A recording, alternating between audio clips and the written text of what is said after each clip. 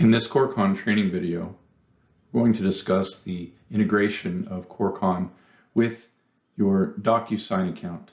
This DocuSign account will allow you to control e-signatures, including the routing and document control. There is another video that complements this one that will talk about how to create the Word document templates and add the bookmarks necessary to control these e-signatures through DocuSign. We'll also demonstrate the process, how to initiate the DocuSign signatures, how to monitor that process, and how to view the documents once the signatures have been added. We'll also see how DocuSign will be handled by external collaborators working with your company. To get started, let's go to the global settings in Corecon and then to eSign. You'll use these steps to link your existing DocuSign account to Corecon, simply by switching the first to yes, and then it'll ask you to log in. Again, you must already have a DocuSign account for this to work.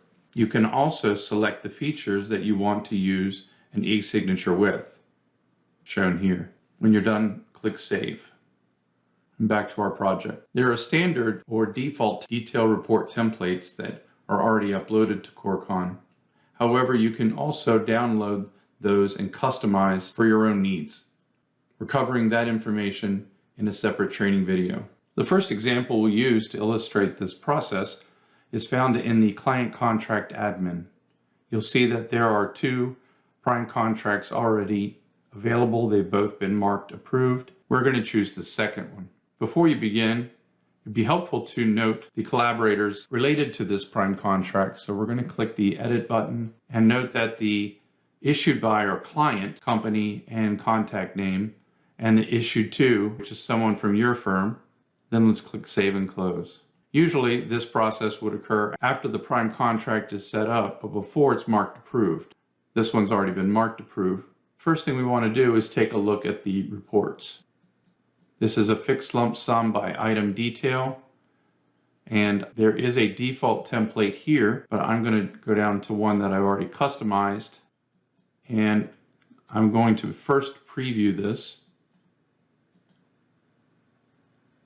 You'll see at the bottom, there's already provisions made for the signatures for both the client, customer, or project owner, as well as someone from your company. We're going to go back one more time. We're going to click Save PDF to linked files and click OK. When we did that, if you scroll to the bottom of the Prime Contract Info page, you'll see a linked file ready to go.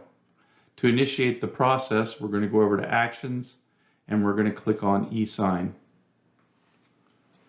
Then we'll click Initiate eSign, and we're going to use a sequential order to track these signatures. And you can see the first one is the client or customer. So we're going to go ahead and select the company. We're just identifying who we want to show there. And the contact, we'll use signer as the option. And then the signer number 2 would be someone in your company. So we'll tag those. They do have to have valid email addresses.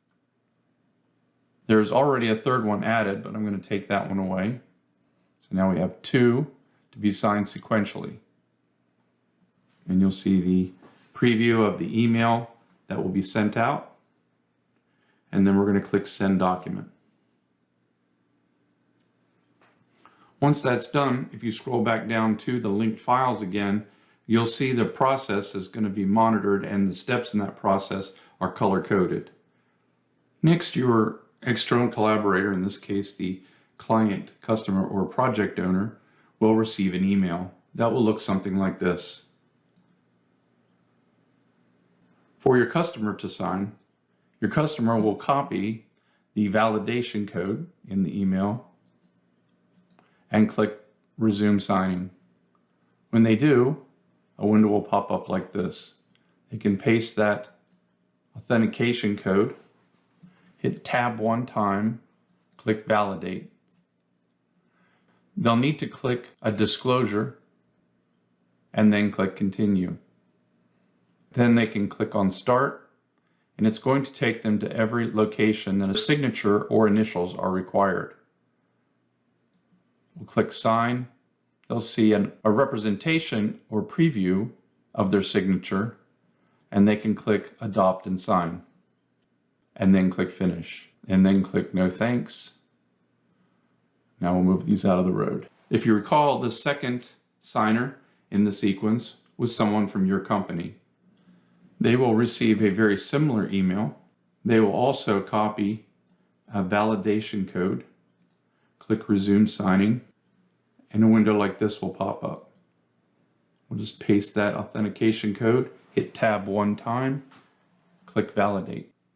They will also need to agree to the disclosure, click continue, click start, takes them right to where they need to sign. They click sign. In this case, the signature had previously been adopted, so it didn't ask that question. But if it were the first time, it would have asked the same, and then we click finish. You can click no thanks.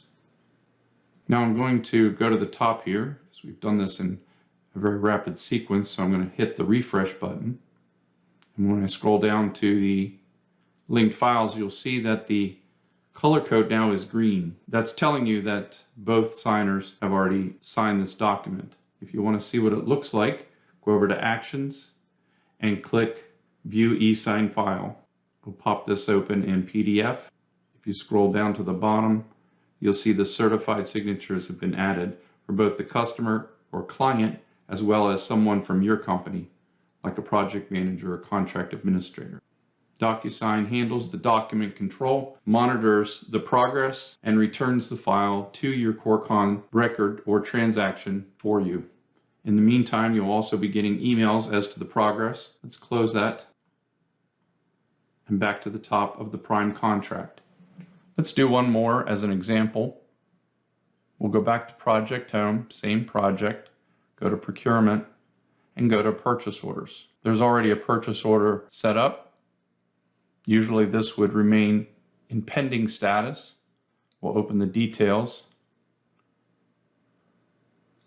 I'm going to click Edit, just so it's easier to note who the vendor and contact is for the purchase order, as well as who in your company is responsible for authorization.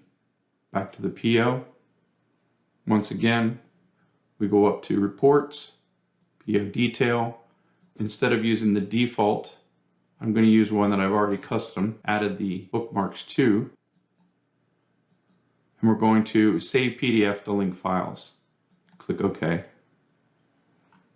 Come down to the attachment we just created. Go to Actions, click e-sign, initiate e-sign. And this time we're going to select parallel. So the invitation to sign will go out to both at the same time. It'll show as complete once both have signed and returned the document.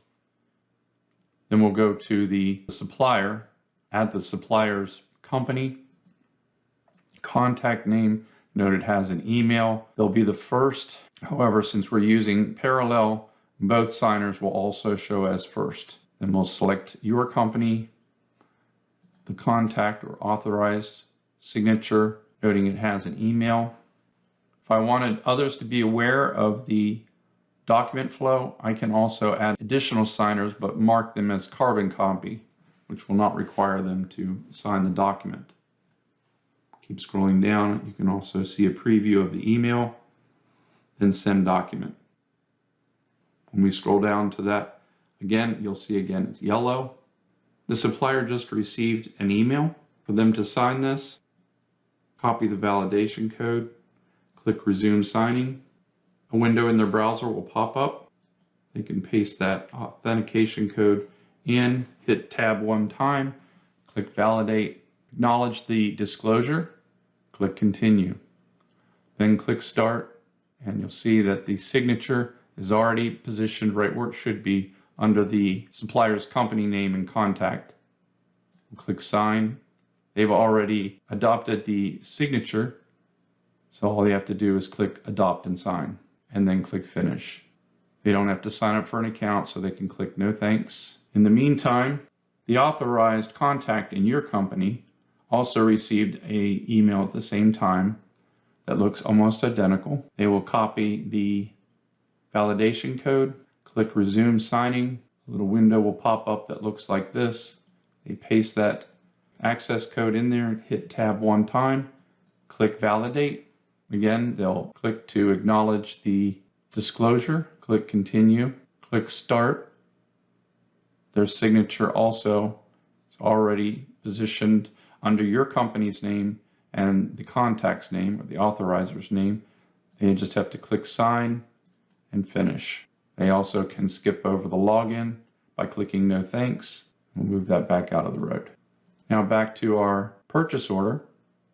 We're just going to hit the refresh, and you can see now the progress is now showing as green, which means all signatures have come back.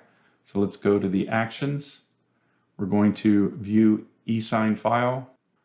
Of course, your logo would appear here.